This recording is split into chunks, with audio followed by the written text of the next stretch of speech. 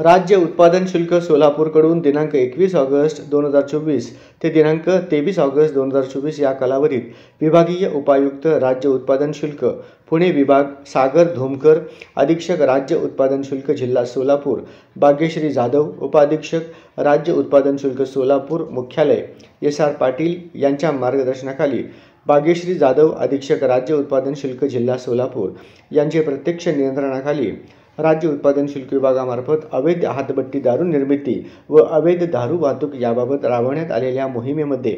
काल मुळेगाव तांडा व वडजी तांडा तालुका दक्षिण सोलापूर, पंढरपूर तालुका, माळशिरस तालुका, जिल्हा सोलापूर या ठिकाणी टाकण्यात आलेल्या धाडीमध्ये हातभट्टी दारू निर्मितीबाबत एकूण 20 गुन्हे नोंद करण्यात आलेले आहेत.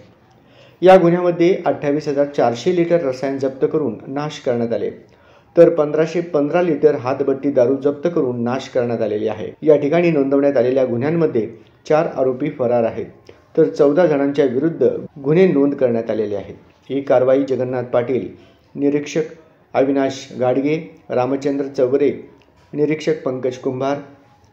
निरीक्षक राहुशू पंढरपूर, सुखदेव सिद्ध, समाधान शेळके, धनाजी पोवार, दत्तात्रय लाडके, मानसी वाघ, श्रद्धा गडदे, DB पाटील, दुय्यम निरीक्षक, जीवन मुंडे, अलीम शेख, होळकर, सहाय्यक दुय्यम निरीक्षक आणि सर्व टीमच्या वतीने करण्यात आले.